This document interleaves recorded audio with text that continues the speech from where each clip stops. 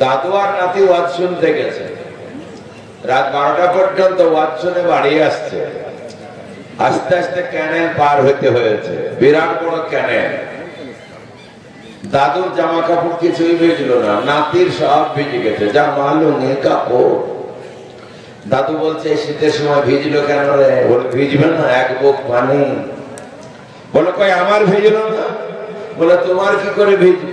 পানি যখন হাঁটু পর্যন্ত তখন তুমি লুঙ্গি কোমরে বাঁধলে, আর পানি যখন কোমর পর্যন্ত তখন তো তুমি লুঙ্গি জামা কাপড় খুলে পাগড়ি বাঁধলে, তোমার ভিজে?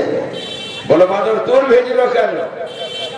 বলে এখনই টাটকা মৌলানা সাহেব বললেন হাঁটুর উপরে কাপড় তোলা হারাম, ছতর ঢাকা ফরজ, এই জন্য ভয়ের জ্বালায় আমি তুলিনি, হারাম কাজ করবো, ওয়াজ শুনলাম। দাদু বলছে গাধা করেছে কি রে? আমি 40 বছর ধরে ওয়াজ শুনছি, যেখানকার ওয়াজ সেইখানে রেখে আসে, তুই আবার ওই ওয়াজ বাড়ি নিয়ে এসেছে। মৌলবীদের কথা বাড়ি নিয়ে আসলে দুনিয়ায় চলা যাবে? এইরকম যদি ওয়াজ শুনি আমাদের কোন পরিবর্তন হবে বাবা? হবে না।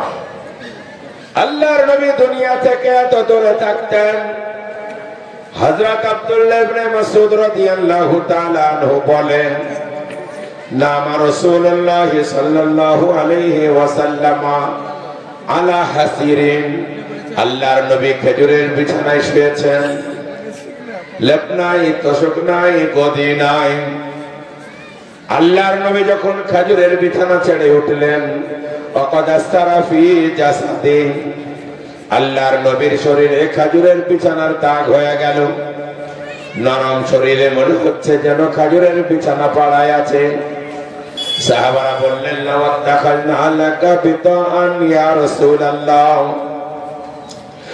আল্লাহর নবী, আপনার জন্য যদি একটা তোশক বানিয়ে দিই, একটা গদি পেড়ে দিই, আপনি তাতেই আরাম করবেন। আল্লাহর নবী বললেন, মালি ওয়া মালি দুনিয়া, আমার এত দুনিয়ার সুখের কিসের প্রয়োজন বলো? যদি কোনো ব্যক্তি রাস্তা চলতে চলতে ক্লান্তি দূর করার জন্য গাছতলার ছায়াতে খানিক দাঁড়াই, কাউকে গাছতলাতে গদি আর তোশক পাড়তে দেখো কি? সাহাবারা বললেন, তা তো দেখে নাই। আল্লাহর নবী বললেন, আমি এখানে ছিলাম না, থাকবো না, অল্প কদিনের জন্য এসেছি, এর জন্য গদি আর তোশকের কি প্রয়োজন বলো? সাহাবারা বললেন, ইয়া রাসূলুল্লাহ, ইয়া হাবিবাল্লাহ, পারস্যের লোক, রোমের লোক, তারাই আল্লাহ বিল্লাহ করে না, তাদের বড় বড় বাড়ি, বড় বড় গাড়ি। আপনি দোয়া করুন আমরা যেন ধনী হয়ে যাই, আপনিও যেন ধনী হয়ে যান, আমরা যেন বড় লোক হয়ে যাই, আপনিও যেন বড় লোক হন। আল্লাহর নবী কোনদিন ধনী হওয়ার দোয়া করেন নাই, বরং আল্লাহর নবী দোয়া করছেন, আল্লাহুম্মা আহইনি মিসকিনা ওয়া আমিতনি মিসকিনা ওয়াহশুরনি ফি যুমরাতিল মাসাকিন। ওগো আল্লাহ, যে কদিন আমাকে বাঁচাবে গরিব অবস্থায় বাঁচিয়ে রেখো, যখন মরণ দেবে গরিব অবস্থায় মরণ দিও, কিয়ামতের মাঠে যেন গরিবদের দলে আমাকে তুলো। সুবহানাল্লাহ বলো। এ দোয়া করতে পারবেন? ভুলে যদি একবার বলেন আল্লাহ গরিব করো, পরে বলবেন আল্লাহ বলে বলেছি ওটা যেন ধৈর্য না। হযরত আয়েশা বললেন, লিমাযা ইয়া রাসূলুল্লাহ, ওগো আল্লাহর নবী, এত খতরনাক দোয়া করেন কেন? আল্লাহর নবী বললেন, আয়েশা রে, তুমি জানো না, ইয়াদখুলুনাল জান্নাতা ফুকারাউল মুহাজিরিনা ক্বাবলা আগনিয়াইহিম বি500 সানা। আল্লাহর নবী বললেন, আয়েশা জানো না, গরিব মিসকিনরা ধনীদের 500 বছর আগে জান্নাতে যাবে। বলেন সুবহানাল্লাহ। আল্লাহর নবী বলতেন, আবগুনি ফি দুআফাইকুম, আমাকে তোমরা কমজোর লোকের মধ্যে খুঁজে দেখবে, পাবে। আমাকে ইতিমের সঙ্গে খুঁজবে, পাবে। কাঙালের সঙ্গে খুঁজে দেখবে, পাবে। বেওয়ার সঙ্গে খুঁজে দেখো, পাবে। আমাকে ক্রেতদাস গরিবদের সঙ্গে তালাশ করবে, পাবে। আমি গরিবদের সঙ্গে ওঠা বসা করি। আবু জাহাল একদিন বলছে, বাবা মুহাম্মদ, তোমার ওয়াজ একদিন শুনতাম, তোমার কথা মানা যায় কিনা ভেবে দেখতাম, কিন্তু তোমার সাথে যারা বসে ওদের সাথে আমাদের বসা মানায় না। এই যে বিলাল, এই যে খাব্বাব, এই যে আম্মার, যায়েদ, ফকির, কামাল, ছোট লোকদের নিয়ে তোমার কারবার, এদের দুদিন আসতে মানা করে দাও, তোমার সাথে বসে দেখবো তোমার কথা মানা যায় কিনা। আল্লাহর নবী মনে মনে করেছেন, বিলাল আমার লোক, খাব্বাব আমার লোক, যায়েদ আমার লোক, এদের না হয় দুদিন আসতে মানা করে দিই। আবু জাহালের সঙ্গে বৈঠকটা সেরে নেই। আবু জাহাল ইমান আনলে মক্কার সবাই ইমান আনবে, মজাই হবে। এখনো আল্লাহর নবী মানা করেন নাই, কেবল মনে মনে ইরাদা করেছেন। আল্লাহ তাআলা নবীজিকে হুঁশিয়ারি দিচ্ছেন, ওয়ালা তাতরুদিল্লাযীনা ইয়াদউনা রাব্বাহুম বিল গাদাতি ওয়াল আশিয়্যি ইউরিদুনা ওয়াজহা। ওগো আমার পেয়ারা নবী, যারা সকাল সন্ধ্যায় আল্লাহ বিল্লাহ করে, আমার জিকির আজকার করে, আমার ইয়তীম ফকির কাঙাল গরিব বান্দারা, খবরদার আবু জাহলের জন্য কাছ থেকে হটাবে না। ওয়াসবির নাফসাকা মা'আল্লাযীনা ইয়াদউনা রাব্বাহুম বিল গাদাতি ওয়াল আশিয়্যি ইউরিদুনা ওয়াজহা। ওগো আমার পেয়ারা নবী, যারা সকাল সন্ধ্যায় আল্লাহ বিল্লাহ করে, আমার জিকির আজকার করে, আমাকে ডাকা হাঁকা করে, আমার এতিম ফকির কাঙাল গরিব বান্দারা, আবু জাহলের জন্য খবরদার কাছ থেকে সরায় না। ওয়ালা তাদউনা কানহুম তুরিদু জিনাতাল হায়াতাদ দুনিয়া।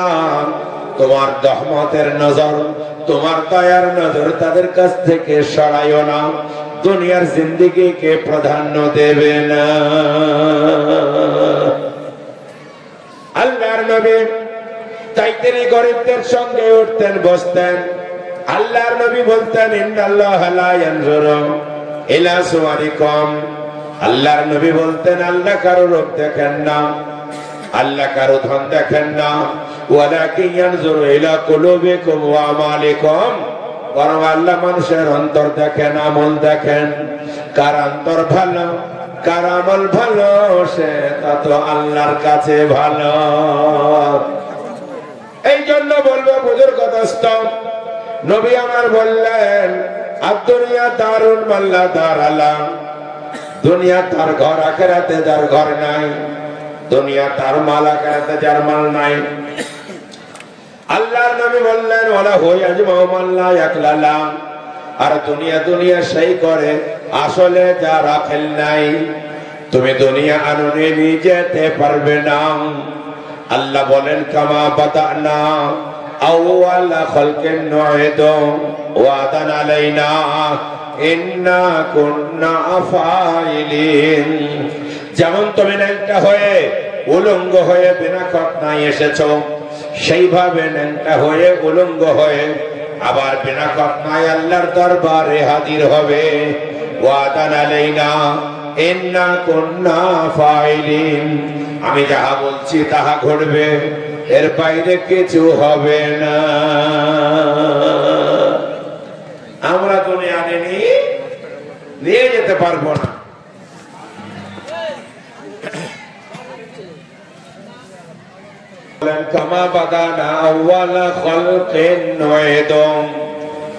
আমি তোমাদের প্রথমে যেভাবে সৃষ্টি করেছি, কাপড় চোপড় মায়ের পেট থেকে আনুনি, ন্যাংটা হয়ে এসেছো, বিনা খতনায় এসেছো, আবার কিয়ামতের মাঠে সেইভাবে হাজির হবে। ওয়াদান আলাইনা ইন্না কুন্না ফাইলিন।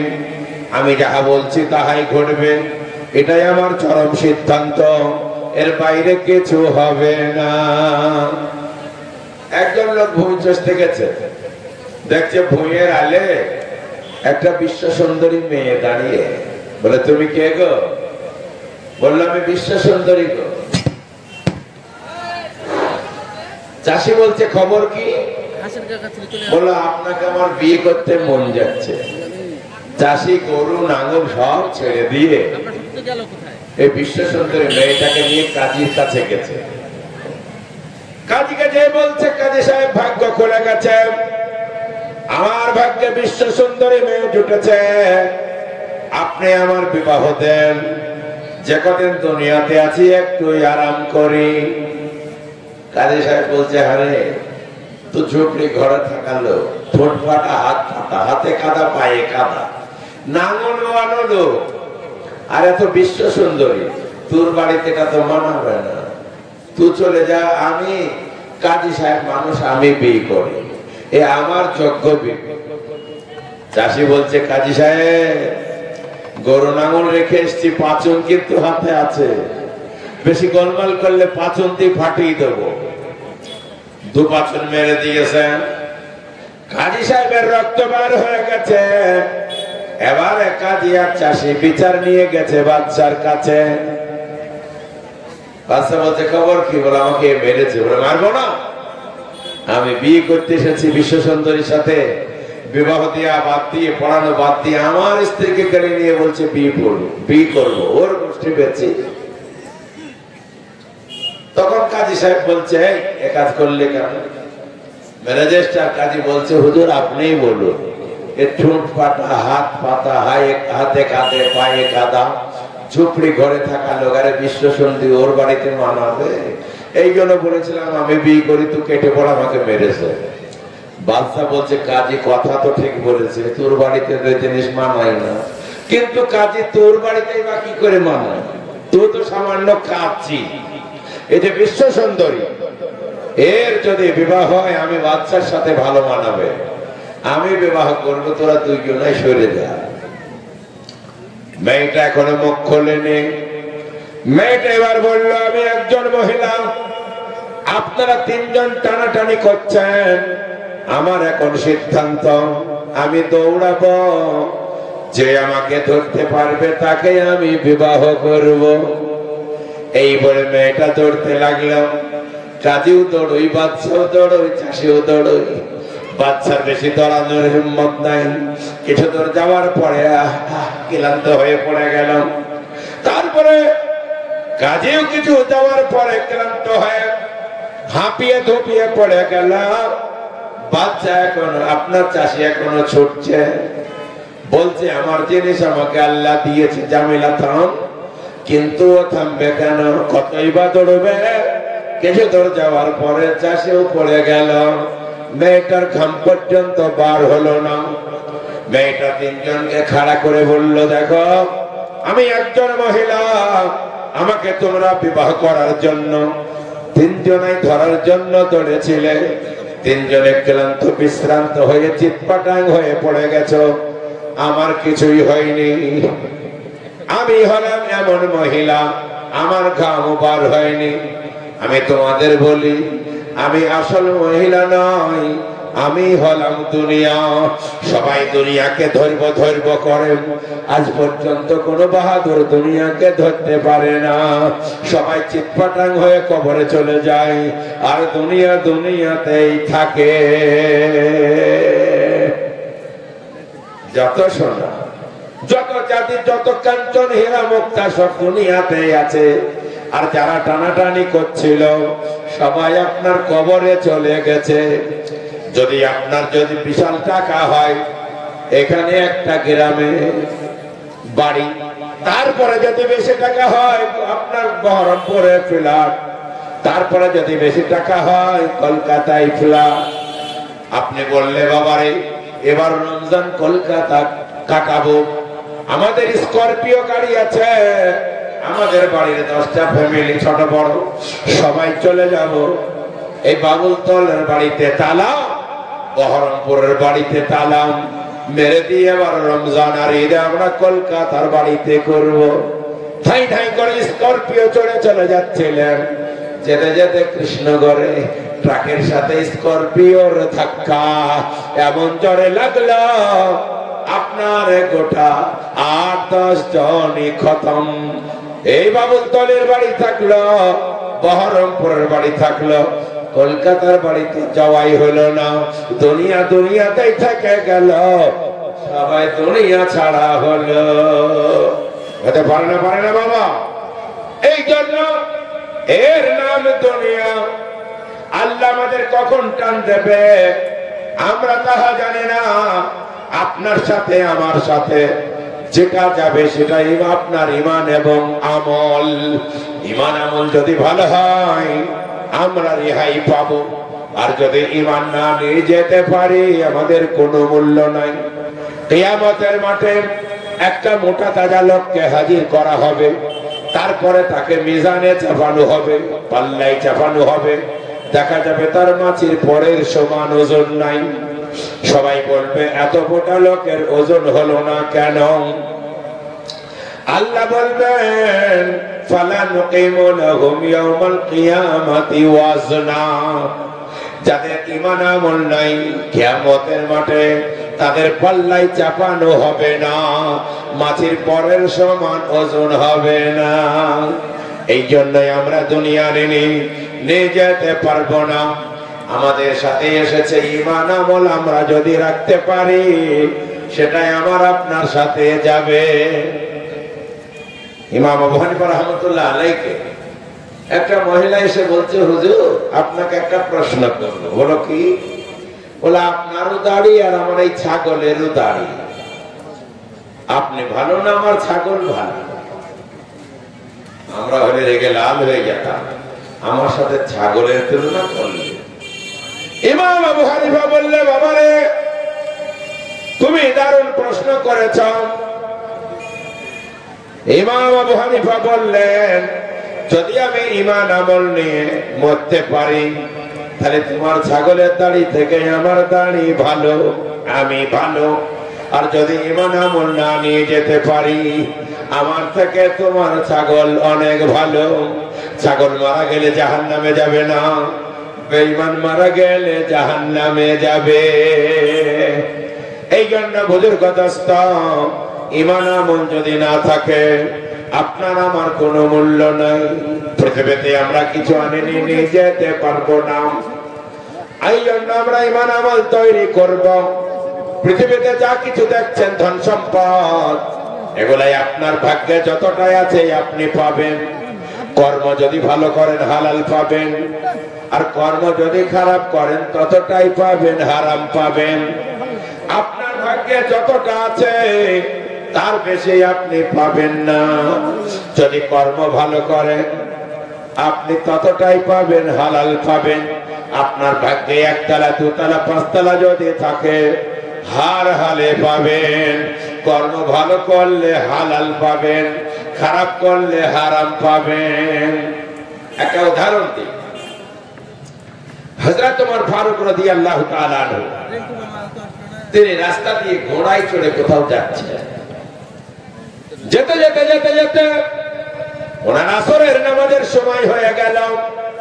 হযরত ওমর রাদিয়াল্লাহু তাআলা আনহু একটা মসজিদ দেখতে পেলেন। তাড়াতাড়ি করে মসজিদে নামাজ পড়ার জন্য ঘোড়া থেকে নামলেন। একটা লোককে বললে, বাবুরে তুমি আমার ঘোড়াটা পাহারা দাও, আমি নামাজ পড়ে এসে নেব। অবশ্যই দাঁড়াবে, তোমার সাথে দরকার আছে। হযরত ওমর নামাজ পড়তে গেলেন। ওনার 4 রাকাত নামাজে আধ ঘন্টা লেগেছে। সুবহানাল্লাহ। এখন যাকে ঘোড়া পাহারা দিতে দিয়েছিল সে ছিল একটু চোর মতো। সে দেখছে এই সুযোগ হারানো যাবে না, এই ঘোড়াটা নিয়ে পালায়। ঘোড়া যেতে চাই নাই, ঘোড়ার লাগামার চেন খুলে নিয়ে পালিয়ে গেছে। হযরত ওমর আধ ঘন্টাতে তিনি 4 রাকাত নামাজ পড়েছেন। নবী আমার বলেছেন, ইয়া আলী সালাসাতুল লা তুআখিরুহা, ওই আমার জামাই আলী 3 কাজে খবরদার দেরি করো না। as-salatu ইযা আতাত, নামাজের যখন সময় হয়ে যায় খবরদার দেরি করবে না, তাৎক্ষণিক নামাজ পড়ে নেবে। ওয়াল জানাজাতু ইযা হাজারাত, আর জানাজা যদি হাজির হয়ে যায় বেশি দেরি করো না, তাড়াতাড়ি তাকে কাফন দাফন করে দাও, জানাজা পড়ে নাও। ওয়াল আইমু ইযা ওয়াজাদতা লাহা কুফুয়ান, নবী আমার বললেন, আরে আলী আর একটা যদি কোনো মেয়ে শিয়ানা হয়ে যায় আর তার যদি যোগ্য স্বামী পেয়ে যাও তাড়াতাড়ি বিয়ের ব্যবস্থা করো। খবরদার এই 3 কাজে মোটেই দেরি করবে না।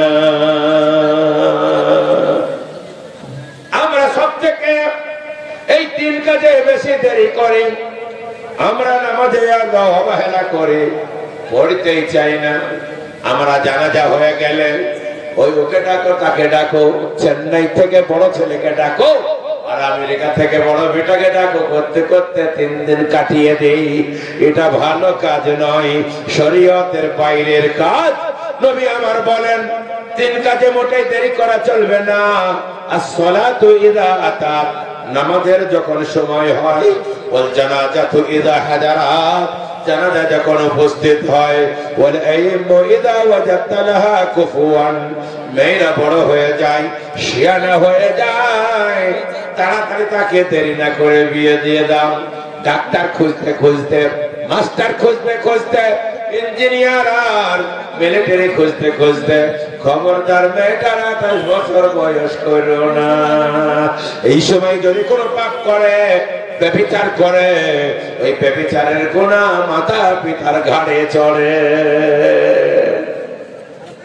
একজনের বলছে মৌলভী সাহেব একটা ভালো ছেলে দেখবেন তো, একটা ভালো দাড়িওয়ালা ছেলে, স্বাস্থ্য ভালো, করে খাওয়াতে পারবে, এনে দেওয়া হবে।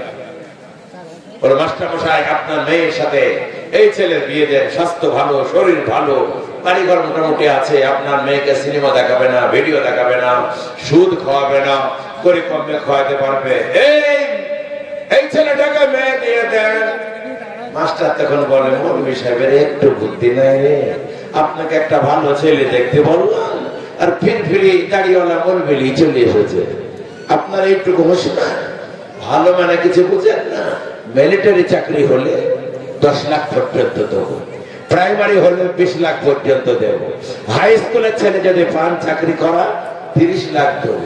ওই ছেলে যদি আপনার মত কর হয়, সুদ কর হয়, আর ওই যদি ইঞ্জিনিয়ার সুদ কর হয় তাও ভালো, টাকা আছে বলে ভালো।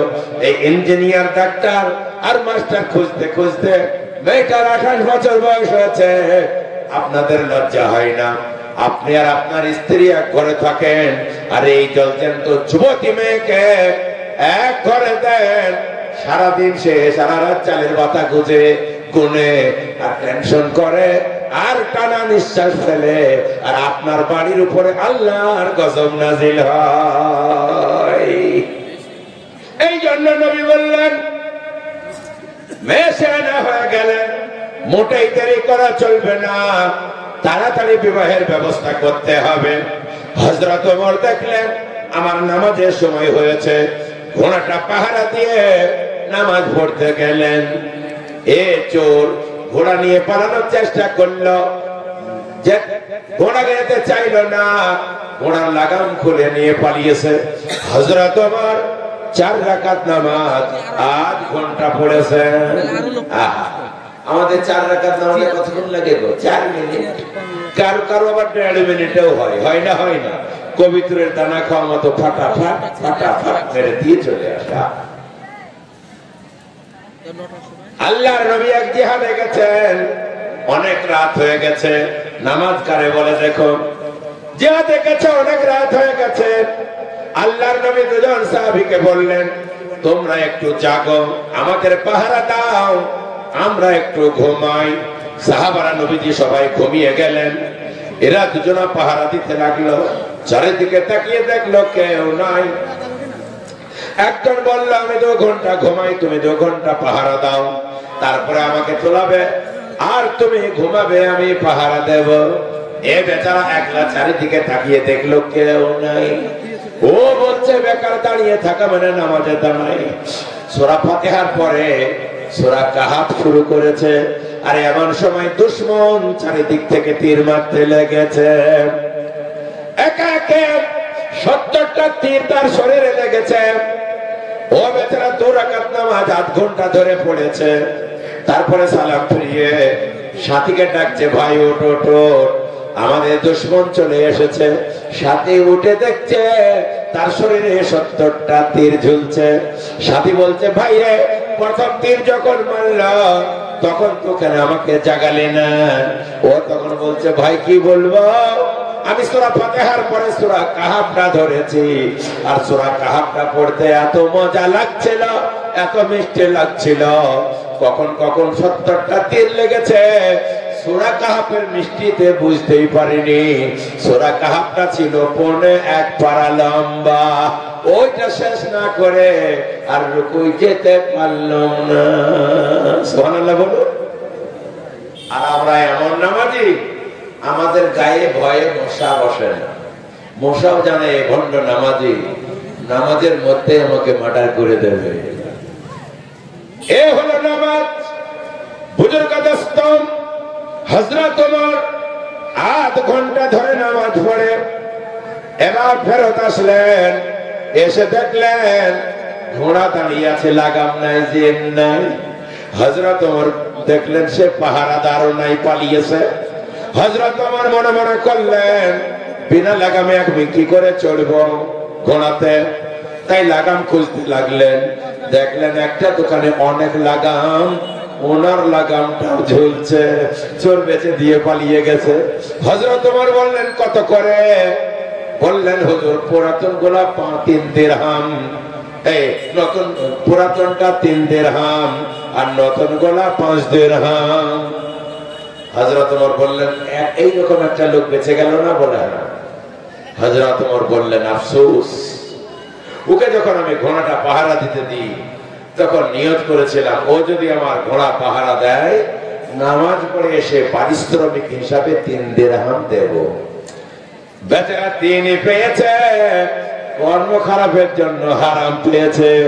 একটু যদি ধৈর্য ধরত 3ই পেত, হালাল পেত। এই জন্য আমি বলছিলাম কি রে বাবা, আপনার ভাগ্যে যত আছে আপনি তা পাবেন। কর্ম ভালো করলে হালাল পাবেন, কর্ম খারাপ করলে তাহাই পাবেন, হারাম পাবেন।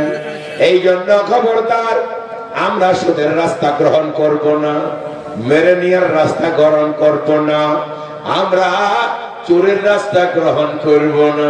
আপনাদের এলাকায় বোধহয় আর চুরি নাই, আবার আপনাদের এলাকায় বোধহয় সুদও নাই। আমাদের এলাকায় এমন হয়েছে ঘর ঘর সুদ। নবী আমার বলেছিলেন এক জামানায় এমন আসবে, এক যুগ এমন আসবে সুদের ভাব থেকে কেউ বাঁচতে পারবে না। প্রায় আমরা সেখানে চলে এসেছি। সবার গায়ে সুদের ভাব লেগে গেছে। সরকার এমন কায়দা করছে আমরা যেন সুদ ছাড়া না বাঁচি। ছোটবেলায় শুনতাম যদি গরুর গায়ে পোকা হয় তাহলে পাড়ার 7টা সুদখোরের নাম একটা কাগজে লিখে ভালো করে তাবিজ করে গরুর গলায় ঝুলিয়ে দিলে গরুর গা থেকে পোকা ঘৃণায় পালিয়ে যায়, পোকা আর লাগে না। আজকাল তো গরুতে পোকাই হয় না, কেন বলেন জানি? একটা বাড়িতেই তো 7টা সুদখোর। পোকা বলছে তোদের বাড়িতে থাকা গেল না। যা খায় আলাদা, ননদ খায় আলাদা, ভাসুর খায় আলাদা, দেওর খায় আলাদা। সবারই অমক লোন তমক লোন আর গোষ্ঠী লোন আর অমক কিছু কত কি করে এমন ভাবে সুদে ফাঁসিয়ে দিয়েছে হালাল খুঁজে পাওয়া মুশকিল। বুজুর্গ দোস্ত, নবী আমার দুটো ব্যাপারে খুব কড়া কথা বলেছেন। 1 নম্বর হলো আল্লাহর নবী সাল্লাল্লাহু আলাইহি ওয়াসাল্লাম পবিত্র জবানে বলে দিয়েছেন মান আদা লিল্লাহি ফাকাদ আযানতু ফিল হার। আল্লাহর নবী বলেছেন যে ব্যক্তি আমার ওলির সঙ্গে লড়াই করে, দুশমনি করে, তার বিরুদ্ধে আমি লড়াই করব। 2 নম্বর বলেছেন আল্লাহ বলেন ফাইল্লাম তাফআলু ফাযানু বিহারবিন মিনাল্লাহি ওয়া রাসূলিহি। ও সুদখোরের দল, যদি তোমরা সুদ না ছাড়ো তাহলে জেনে নাও আল্লাহ এবং আল্লাহর রাসূল তোমাদের বিরুদ্ধে লড়াইয়ে নামবে। আর আল্লাহ আল্লাহর রাসূল যদি সুদখোরদের বিরুদ্ধে লড়াইয়ে নামে সুদখোররা বাঁচবে তো আপনারা বলুন। High high high. সুদ খাওয়া মানে হলো নিজের গর্ভধারণে মায়ের সঙ্গে ব্যভিচার করলে যেমন গোনা তেমনি গোনা, এটা নিম্ন গোনা। 1 টাকা সুদ খাওয়া মানে নিজের মায়ের সঙ্গে 36 বার ব্যভিচার করলে যত গোনা তত গোনা। এই সুদ আমরা কারবার করছে, মনে মনে করছে এটাই বোধহয় আমাদের উন্নতি আছে।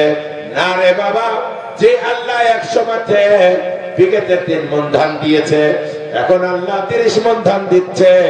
আবার যদি আল্লাহর ইচ্ছা হয় আগামীতে 1 বিঘাতে 60 মণও দিতে পারে। পারে না? পারে না? এই জন্য হারামের পথ অবলম্বন করা যাবে না।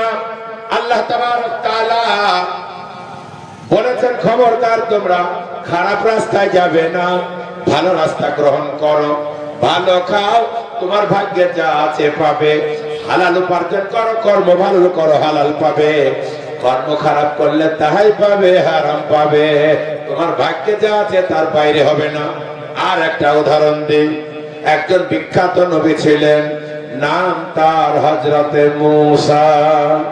শুনেন, আল্লাহর সঙ্গে কথা বলতে যেতেন হযরতে মূসা।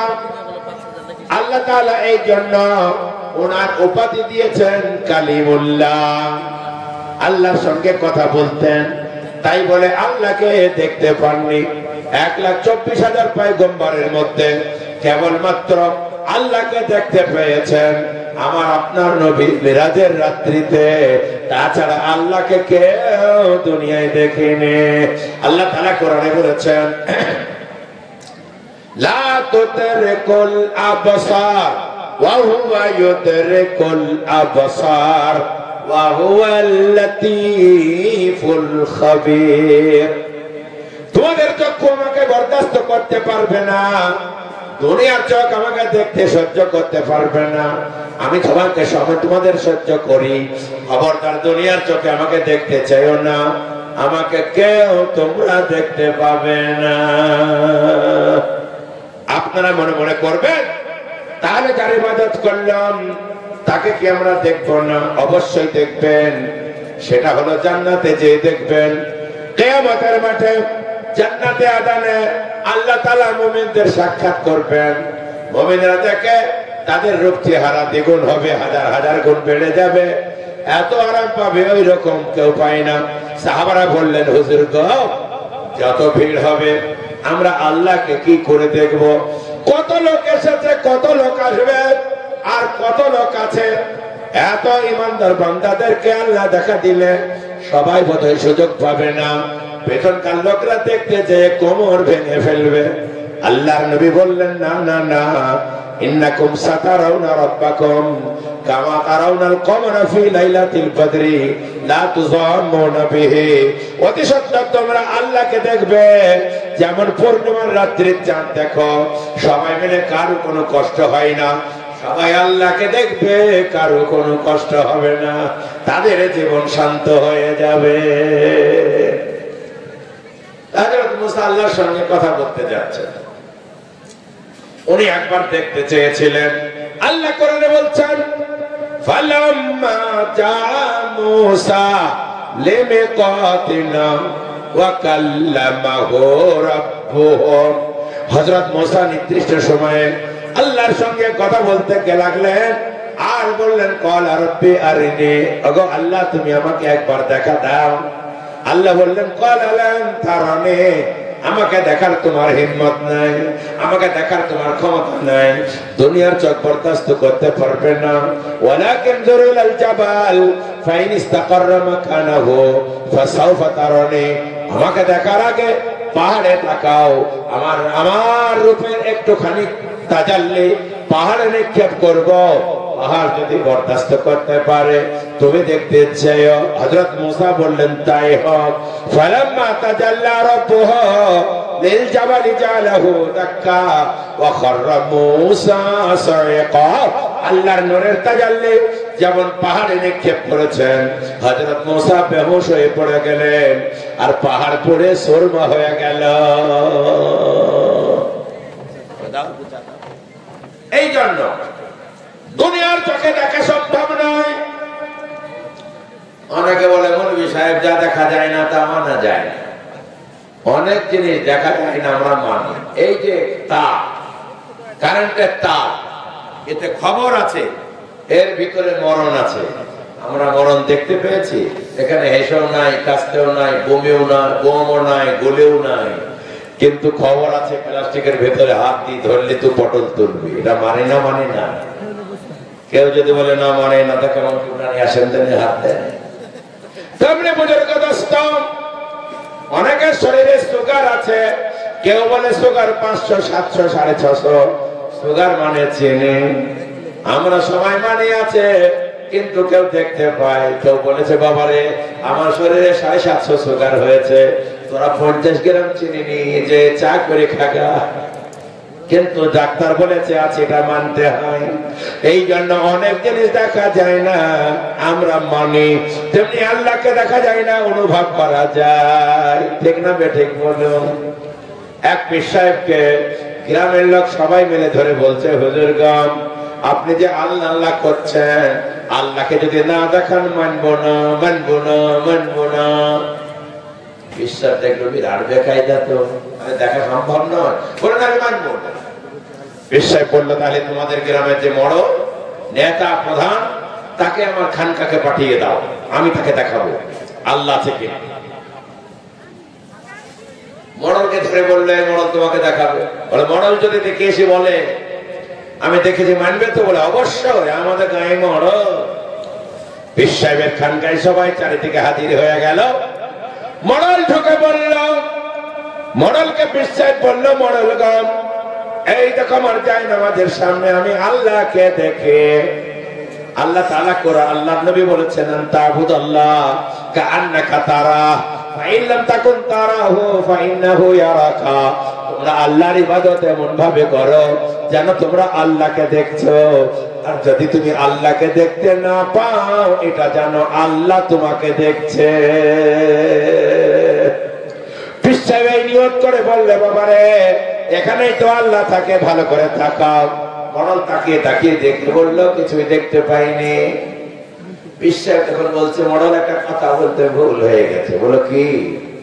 বলো সেটা হলো এই, যদি কারোর বাপের গন্ডগোল থাকে সে কিন্তু দেখতে পাবে না। তো তোমার মাকে একটু জিজ্ঞাসা করো, তোমার বাপের আবার গন্ডগোল নাই তো? পীর সাহেব মডল দেখছি সর্বনাশ করেছে, এবার যদি বলি দেখে নিয়ে তাহলে বোধ হয় আমার জান যাবে। বলছে দাঁড়ান হুজুর, চশমাটা বের করি। চশমাটা বের করে বলছে হ্যাঁ আমি দেখতেছি। বলছে আমল গাধা কোথাকা। তারা যারা দুনিয়াতে বলবে আমরা আল্লাহকে দেখবো, তাদের বাপের গোল নয়। এই জন্য বলবো বুজুর্গ দোস্ত, আল্লাহ তাবারক তাআলাকে দুনিয়ার চোখে দেখা সম্ভব নয়, আখিরাতে দেখবেন। আল্লাহ তাবারক তাআলা ঈমানদারদের আখিরাতে দেখা করবেন। হযরত মুসা আল্লাহর সঙ্গে দেখা করতে যাচ্ছেন। একটা লোক বলল, হুজুর আপনাকে একটা আবেদন করব। ভাগ্য কাকে বলে দেখেন, আবেদন করব। বলো কি? বলে আপনি আপনার আল্লাহকে যে বলবেন আমরা 3টে বাড়িতে লোক, আমি আছি আর আমার বিবি আছে, একটা বেটাই আছে, মাত্র একটা কম্বল, একটা কাঁথা। আল্লাহকে বলবেন এত পরিশ্রম করে কাঁথা বাড়াতে পারলাম না, কম্বল বাড়াতে পারলাম না, আল্লাহ যেন আমাদের কোটা বাড়িয়ে দেয়। হযরত মুসা বলেন, এই আল্লাহর কাছে তোর জন্য কম্বল চাইতে যাবো? বলে আল্লাহর কাছে তো বলতে খুব কষ্ট, 3 জনালি টানাটানি করে এত শীত। হযরত মুসা আল্লাহর কাছে গেলেন, সব কথা আলোচনা করলেন। আলোচনা করার পরে বললেন, আল্লাহ গো তোমার এক বান্দা আছে, 3টে সদস্য বাড়িতে, একটা মাত্র বস্ত্র, লেপ বা কাঁথা, কম্বল, আল্লাহ তার জন্য কিছু বাড়াও। আল্লাহ বললেন, জুফল কলম জারাতিল মাকাদির, কলমের কালি শুকিয়ে গেছে, তাকদীর লেখা হয়ে গেছে, যে কদিন থাকবে এইভাবেই থাকবে, একটাতেই থাকবে, ওদের ভাগ্যে একটার বেশি নাই। হযরত মুসা বললেন, আল্লাহ গো একটুখানি বাড়াও, আমি তোমার নবী বলছি। বলে না না না না না, ওদের ভাগ্য আমি লিখে দিয়েছি, একটা ছাড়া নাই। হযরত মুসা বললেন, আল্লাহ গো কিছু বাড়াও, খালি হাতে যাব। হযরত মুসা যখন জিদ করলেন, আল্লাহ বলেন, এই মুসা তুমি যাও, তাদের 3 জনের 3টে দোয়া কবুল হবে।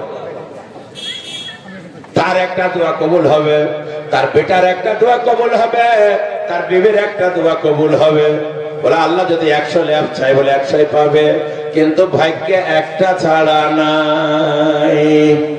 হযরত মুসা এসে বললে, বাবা রে তোমাদের জন্য 3টি অফার এনেছি, তোমাদের 3 জনের 3টে দোয়া কবুল হবে, যা দরকার চেয়ে নাও গা। এ বেচারা এই সুযোগ পেয়ে তাড়াতাড়ি বাড়ি গেছে। বাড়ি যাওয়ার পরে বিবিকে বলছে, বিবি গো, আমাদের 3টে দোয়া কবুল হবে, তুমি বলো কি দোয়া চাওয়া যায়। বিবিকে মাশওয়ারার আমির বানিয়ে দিয়েছে। নবীজি বলেছেন, লা ইয়াফলাহু কওমুন ওয়াল্লাহু আমরুহুম ইমরাআতান, ওই জাতি কোনোদিন সফল হতে পারে না যে জাতির আমির হয় কোন মেয়ে। মেয়েদের রায় নিতে হবে, মেয়েদের জেহান নিতে হবে, কিন্তু মেয়েদের আমির বানানো যাবে না। ও মেয়ে ছেলেকে আমির বানিয়ে দিয়েছে। বলে তাই আমাদের 3টে দোয়া কবুল হবে। মেয়ে ছেলে বলছে, তাহলে আমার রায় হলো আমি দোয়া করব, আমি যেন বিশ্ব সুন্দরী হয়ে যাই। আর স্বামীকে বলছে, তুমি দোয়া করবে, তুমি যেন বাদশাহ হয়ে যাও। আর বেটাকে বলছে, তুই দোয়া করবে বেটা, তুই যেন শাহজাদা হয়ে যাস। কম্বলের কথা ভুলে গেছে। মেয়েটা থাকতে না পেরে নিজেই বলে দিয়েছে, আল্লাহ গো, আমি শুনলাম মুসা নবীর মুখে তুমি নাকি আমার একটা দোয়া করবে। আমাদের তো মেয়েদের রূপের দরকার, আমাকে তুমি বিশ্ব সুন্দরী বানিয়ে দাও। যেমন বলা বিশ্ব সুন্দরী হয়ে গেছে। আর আপনার ঝুপড়ির ভিতরে একদম বিশ্ব সুন্দরী রূপ টক টক টক টক করছে, চেহারা তো টক টক টক টক করছে। জমিদারের বেটা সেই দিক দিয়ে যাচ্ছিল, আরে ঝুপড়ি ঘরে এত সুন্দরী মেয়েকে রে। বলে, আমি গো খাদিজা। বলে, তুই ঝুপড়ি ঘরে বুড়ির কাছে আছিস কেন? তুই তো রাজদরবারে থাকবি, আয়। মেয়েটা ওই যুবকের ঘোড়াতে চড়ে পড়ে চলে যাচ্ছে। লোকটা বলছে, কত কষ্ট করে দোয়া এনে দিলাম, আর আমাকে ফাঁকি দিয়ে পালাচ্ছিস, ঘুরে আয়। ও খাদিজা ঘুরে আয়। ও ঘুরবে কেন? বলে, তুমি দাঁত ফুকরা, বুড়োকে আর ভালো লাগে না, চললাম। ও থাকতে না পেরে বলছে, আল্লাহ আমারও তো একটা দোয়া কবুল হওয়ার কথা আছে, আমার ওই বিবেকে তুমি সুয়োর বানিয়ে দাও, আমাকে ফাঁকি দিয়ে পালায়। বাদশা ছেলে দেখছে সুয়োর বসে আছে, পিছনে টান মেরে ফেলে দিয়েছে। ছেলে এসে বলছে, আব্বা গো, তোমার কাণ্ড জ্ঞান নাই। বলে, কেন? বলে, আমার মাকে তুমি শুয়ার বানিয়ে দিলে কেন? বাপ বলছে, বেটা রে, তোর মা যেমন কুকুর তেমনি মগর, আমাকে ফাঁকি দিয়ে পালায়, ওর গোষ্ঠী বেছে। ছেলে তখন বলছে, আল্লাহ গো, আমার তো একটা দোয়া আছে, আল্লাহ তুমি কবুল করবা বলেছ মুসা নবীকে দিয়ে। আল্লাহ আমার মা যেমন ছিল তেমনি করে দাও। 3টি দোয়া শেষ, কম্বল একটাই থাকলো। বুঝতে পারলেন না? পারলেন না? ভাগ্যে যদি না থাকে কোন পাঁচটি কেটে পড়বে আপনি খুঁজে পাবেন না। এই জন্য বলবো, বুজুর্গ দোস্ত, আপনি যদি কর্ম ভালো করেন হালাল পাবেন, কর্ম খারাপ করলে তাহাই পাবেন, হারাম পাবেন। আপনার ভাগ্যে যা আছে তার বাইরে কিছু হবে না। এবার আপনারা মনে মনে বলছেন, আপনারা মনে মনে বলছেন, মৌলানা সাহেব আল্লাহর এত অবিচার কেন? বলে, কি রকম? আল্লাহ কেন এত অবিচার করলেন? কেউ শাক ভাত পায় না, কেউ দুধ ভাত খায় না, কেউ ব্যারিস্টার, কেউ ডাক্তার, কেউ মাস্টার, কেউ 4 তলাতে, কেউ 10 তলাতে, কেউ 100 তলাতে, আর কেউ ঝুপড়ি ঘর পায় না। এ আবার এটা কি আল্লাহর বিচার হলো? এটাই হলো আল্লাহর বিচার, ন্যায্য বিচার। তার মানে একটা উদাহরণ দিলে বুঝতে পারবেন। আপনি একটা ইট ভাটা তৈরি করেছেন, বাড়ি তৈরি করার জন্য 50,000 ইটের ইট ভাটা তৈরি হয়ে গেল। ওই ইটগুলা নিয়ে এসে, ইট যখন পড়ে গেল, ওই ইটগুলা নিয়ে এসে কিছু ইট ঘরের ভিত করলেন, কিছু 2 তলা, কিছু 3 তলা, আবার কিছু ইট মসজিদে দিলেন, মসজিদ হলো। আবার কিছু ইট পায়খানা করলেন, কিছু ইট বাথরুম করলেন, কিছু ইট পায়খানার চেম্বার করলেন। এবার পায়খানার চেম্বারের ইটগুলা যদি আপনার কাছে আবেদন করে, আপনার একটু বিচার নাই। আমরা 50,000 ইট একসাথে ছিলাম, কাউকে 2 তলায় তুললেন, আর কাউকে 3 তলায় তুললেন, কাউকে মসজিদে দিলেন, আর আমার উপরে বসে বসে হাঁটতে লাগলেন, পেশাব করতে লাগলেন। এত অবিচার কেন বলুন? তখন নিশ্চয়ই আপনি বলবেন, ওরে ইট 50,000 ইট সবাই যদি 3 তলায় উঠবে, আর যদি সবাই বাথরুম, সবাই যদি আপনার মসজিদে যাবে, আমার বাথরুম কি করে হবে, আমার পায়খানা কি করে হবে, আমার টয়লেট কি করে হবে, আমার এটা সংসারের ভারসাম্য কি করে থাকবে। তেমনি আল্লাহ বলছেন আল খালকু আয়ালুল্লাহ, পৃথিবীটা হলো আমার সংসার, কাকে কোন জায়গায় রাখলে কিভাবে আমার সংসারের ভারসাম্য ঠিক থাকবে আমি জানি। সবাই যদি ডাক্তার হবে, পাঠ ছাড়াবে কে? সবাই যদি মাস্টার হবে, আপনার বই চলবে কে? আর সবাই যদি উকিল হবে, কবর খুলবে কে? সবাইকে যদি উঁচু নিচু না করা যায়, পৃথিবীটা অচল হবে। বুঝতে পারছেন না? পাচ্ছেন না? সবাইকে যদি একরকম করা হয়, খাবারের অভাবে মরবে। একজনা দেখছি তার অ্যাকাউন্টে 50 লাখ টাকা ঢুকেছে, ও চাষবাস বাদ দিয়ে বলেছে কিচ্ছু করবো না, এখন শুধু কিনবো আর খাবো। এবার রসগোল্লার দোকানে গেছে, রসগোল্লা বলছে ভাই তো রসগোল্লা বন্ধ করে দিয়েছি। বলে কেন? বলে আমার অ্যাকাউন্টে 50 লাখ টাকা ঢুকেছে, আমিও খাবো। এবার বেচারা সবজিওয়ালার কাছে গেছে, সবজিওয়ালাকে বলছে ভাই সবজি দাও, আলু দাও, বেগুন দাও, পটল দাও। ভাই চাষ ছেড়ে দিয়েছি, আমারও ব্যাংকে